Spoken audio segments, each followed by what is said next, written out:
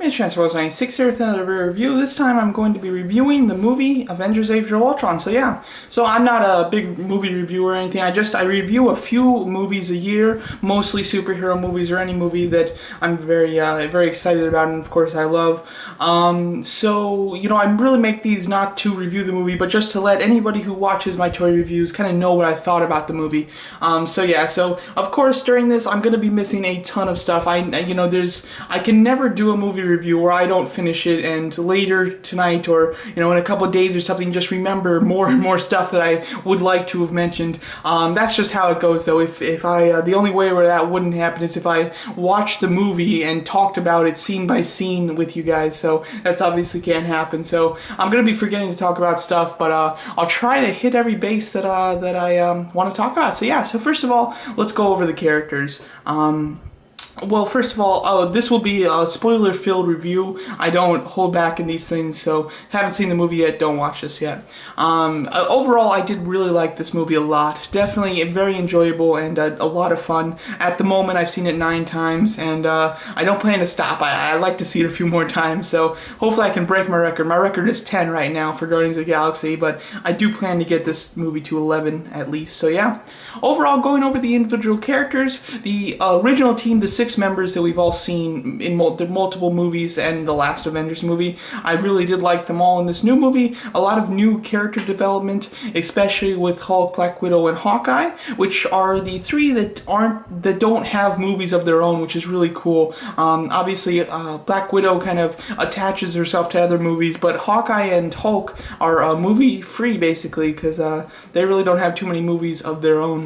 And in Hawkeye's case, he doesn't have any. So I was great to get more of their character arcs, just to see more of Black Widow's history with her becoming a spy and stuff that she went through is really awesome. And of course her relationship with Hulk is something that was very surprising when we first heard about it, which was quite a while ago. So it was really neat to kind of see it, and they made it quite believable. Although he's probably the last person that you would see her end up with on the team, but they made it very believable and very cool. And I love the fact that she kind of like tames him at the end of a fight. I think that's a great idea because I don't know what they would have done if they just they finished the fight and then Hulk is still rampaging, obviously. So I thought it was a great idea to have her be the one that kind of calms him down and turns him back into Bruce Banner. So that was an excellent idea that I certainly never thought of. So very cool on that part.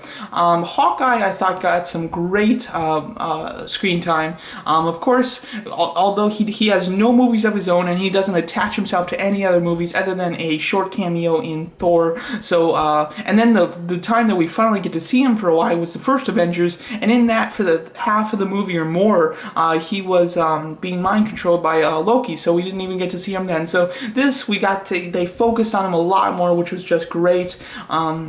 Of course, seeing that he had a family and kids and everything was a really cool idea, and I like that a lot. And just something completely unexpected. And you can kind of see, his history with Natasha more, as he calls her Nat, and her kids know her, and she's obviously they call her Auntie Nat. So it's kind of neat to see that they've been friends for a while, and she of course knows about his family.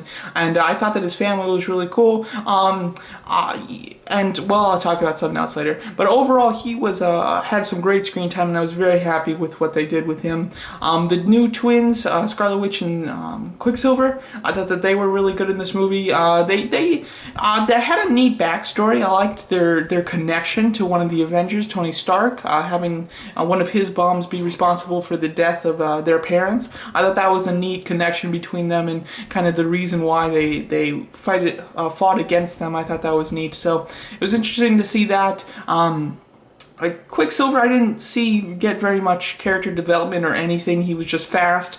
They other than their backstory with their parents, you really don't get to kind of connect with them, except for Scarlet Witch a bit when she was kind of scared while she was fighting and kind of wanted to quit, and then Hawkeye kind of talked her back into it. So I thought that she got some good connection to the audience. Of course, Quicksilver really didn't get that in my opinion, but that was because they planned on killing him. So that's another huge thing about this movie. They killed one of the characters, which I was really hoping for. I mean, it's all well well and good when they can, save the world and everything, but when they, one of them needs to die. I mean, just, it should be like a staple of every Avengers movie that somebody's got to die, because you can't have the stakes this large and this many people and not have somebody die. So I'm very happy that somebody did die, and I would have preferred it to be Hawkeye, to be quite honest. It would have made sense to be Hawkeye, as the movie was building a emotional connection between you two, between the audience and Hawkeye, so it would have meant a lot more if he was the one that died. I didn't think that was going to happen, though, for one reason. They made him have kids. If they did the whole farm scene just without his kids, and it was just that he went there and he had a wife, then they could have completely killed him. But because they have kids, and this is Avengers, it's not, they got to keep it a little bit more PG, or compared to killing a father, So if they didn't have him have kids, I think that they should have killed him, and that would have been great, and that would have meant a ton more than them killing Quicksilver, because Quicksilver didn't get a whole lot of emotional connection to the audience. But that being said, I do like Hawkeye, so I would have liked him to die because it would have made the movie better. But at the same time, I would have been sad because I like Hawkeye. Quicksilver at the moment, I don't really care about, because they didn't make any sort of attempt to connect him to the audience for the most part there. So I really didn't care about him dying, but I was very happy that he did die, because they needed somebody to die, and because I didn't care about him too much, he was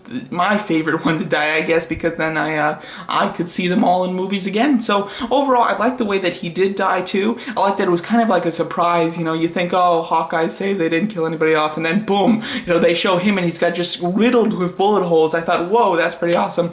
I don't like what he says though. Of course he says, didn't see that coming, and falls over. Obviously, that's kind of like a running line between him and Hawkeye throughout the entire movie. So that's kind of a cute thing to add in, but I would have thought it would be better if he just didn't say anything, just fell down, I don't know why. I just don't like the actor's delivery of that line too. It seems very forced, and it seems just weird that, if I just got shot 10 times, I'm not gonna come up with a little quote before I die there. So I didn't like that very much, but that's a very small complaint. Very happy that somebody did die. Ultron. Definitely gotta talk about Ultron. One thing that I didn't like is, as soon as we see Ultron come to life, he immediately is evil. I didn't expect that. I expected him to become evil based on what he learns, or just have a reason that he's evil. Because when he starts out, Jarvis is talking to him a bit, and he's like, I'll connect you to Stark or whatever, and Ultron, and then Jarvis says, oh, this isn't working, and Ultron says, oh, we're having a nice talk, and he shuts him out. So just right away he's evil, and I don't really understand that. It would have been even better if he just kind of learned a little bit more about humanity and started to kind of, change and show us more of his mind, basically, and not just right away have him be evil. But that's a small complaint. Overall, I did like Ultron a lot in this movie. He had more of a comedic sense than I think anybody was expecting. I don't think anybody saw that coming, because the trailers certainly don't allude to that at all. So him having a sense of humor is interesting. I did like it a lot. I mean, I really don't have any too many problems with that. I wish that they would have toned down some of his humor a little bit. Like when he is talking to the twins for the first time, and he says why people create things that destroy them, and then he's like, people create, what's that word again? Children, lost the word there. I thought that was just weird. I mean, he's a computer, so he shouldn't lose a word, so I don't know.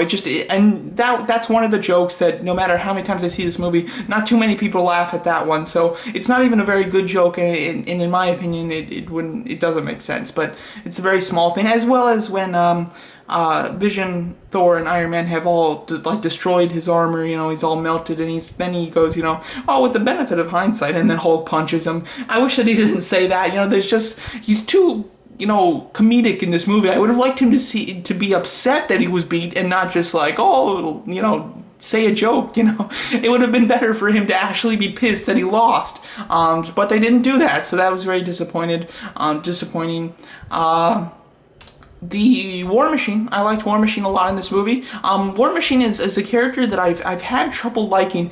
In the first Iron Man, when Terrence Howard played him, obviously he wasn't quite War Machine yet, but he was the same character. I liked his performance a lot. I think that he felt like a military man, yet he had a lot of history with Stark, and they were good friends. When Don Cheadle took over for the second Iron Man, I found that he was great as a military guy, but he didn't seem like he had any sort of connection to Stark. Other than their lines, they didn't seem to have any kind of chemistry. They didn't seem like longtime friends, so I didn't like that. Iron Man 3, they seem more like friends, but Iron Patriot sucked. He didn't do anything. He never even used the gun on his shoulder, and Don Cheadle was basically never in the suit. I mean, very few times was he ever in that suit, and he never did anything cool when he was in it. So this was the first movie that finally did him justice, in my opinion. They felt like old friends. He felt very natural at the party. He didn't feel too restrict and too military-like. You know, he felt like a friend to Tony Stark. And then he had a black and silver armor again, which I think is very important. And he actually was cool when he was War Machine. So for the first time in 4 movies, they did War Machine right by me. So that's just my opinion. Although I love the look of the Iron Man 2 War Machine compared to the Avengers one, still, this was the first time that they did him justice, both as a friend to Tony Stark and as War Machine, a superhero. So yeah.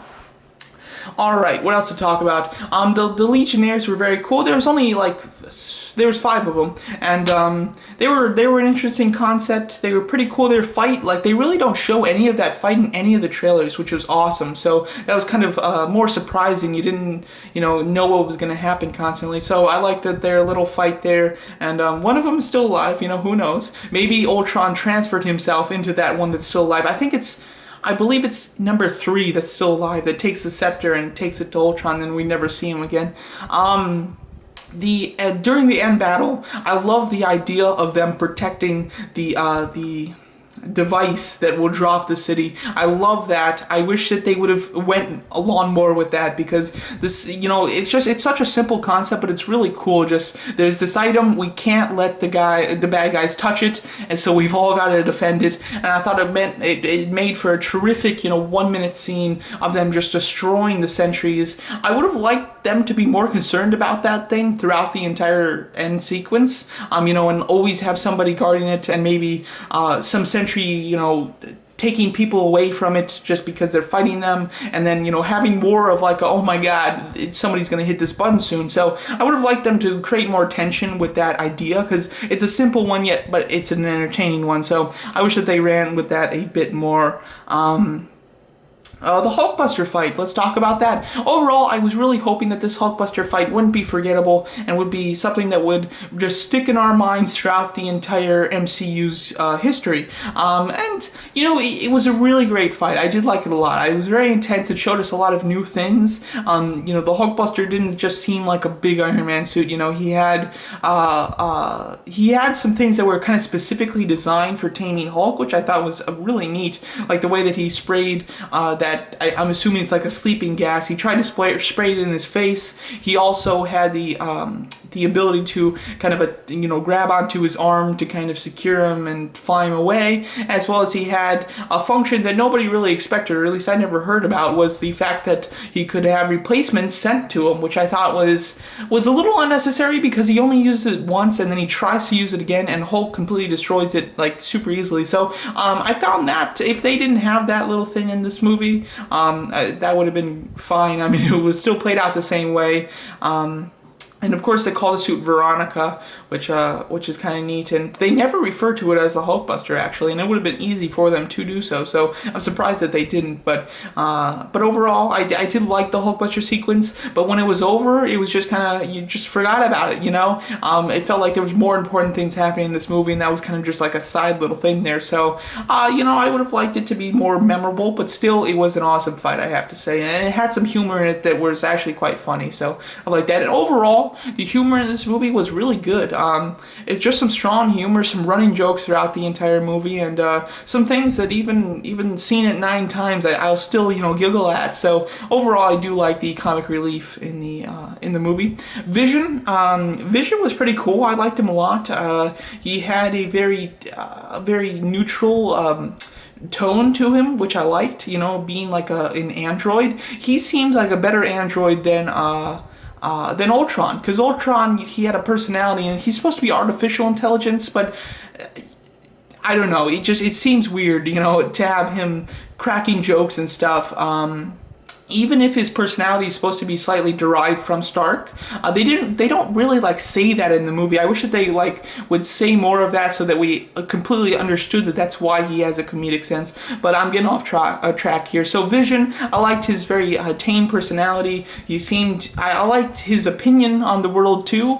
I thought that was pretty neat. And he says that he doesn't want to destroy Ultron, but he needs to. So I do like that, and I think that they can use that emotional unbiased towards the villains to make for some interesting dialogue in Civil War as well as Infinity War, when we'll see Vision again. So overall, I think Vision's an interesting character that will be cool in the MCU, although my opinion, he's gonna die in Infinity Wars Part 1. They need a big climax for Infinity Wars Part 1, but it can't be like a war, it's got, because they gotta save that for Part 2, but there has to be something big in to end Part 1, and the logical thing to do, in my opinion, is to have Thanos kill what is arguably the most powerful Avenger, which is Vision. So you have Thanos kill him, and in killing him, he takes the Infinity Stone and completes the gauntlet, and the movie ends. And basically, Thanos killed the most powerful one before he even has completed the Infinity Gauntlet. So I think that's just a logical way that the Part 1's going to end. So I think that we only have 2 movies more with Vision. Who knows, though, I could be wrong, but it seems logical to me. Overall, liked this movie a lot. Definitely did. It was fun throughout. It had some things in it that I was hoping for. It had the epic battle. It had a death of a good guy, and it had some great dialogue and humor. And overall, really cool. So I'm very happy about it. One thing that I want to mention before I leave here is I've seen the movie a bunch of times. So of course I've seen things that are not noticeable the first time, and I just want to ask you if anybody knows the answer to these questions. First of all, there's one scene where it's Captain America and people are loading onto the big helicarrier transporter things, and one guy runs past him, and every single time I've ever seen this movie, it looks like a comic book Vision that runs past him. It looks like just a guy in a Vision cosplay runs past him, and I look for it every single time to try to decipher what this guy is wearing to make him look like Vision, and yet I can't do it anytime. So I want to ask if anybody else sees what I see in that, because it is very annoying to me. And then the second thing is in Stan Lee's cameo, which was a very good one, I must say. He, when he's drunk and says Excelsior and being walked out of there, behind him, there is one guy that has his head, and they're both the World War II veterans. One guy has his head on the bar, and then there's another guy with his arm up, and they are frozen. And I don't understand why that happened. Maybe it has to do with a deleted scene, but they are frozen. I don't understand why. If any of you have noticed these things, let me know, or have an explanation for them. I'd love to know. Just some little things that just bug me every single time I see the movie. Overall, enjoy the movie a lot. Really quickly, just the whole scene where they're kind of having the party afterwards and lifting Thor's hammer is some of the best scenes in the movie, I think. It obviously provides a lot of humor. It gets more screen time for some of the sidekicks, or the ones that will be Avengers soon, Falcon and especially Rhodes. So I did like their appearances a lot, and had some great comedy and just some great scenes in general. Overall, very much like that. So just wanted to get that in at the end here. Okay, guys. So there's my review of Avengers: Age of Ultron. There's going to be a ton of stuff that I forgot to talk about, and next time I see the movie, I'm going to be like, oh, I should have mentioned that, but it's alright. So overall, let me know what you guys thought of it, and yeah, thanks so much for watching.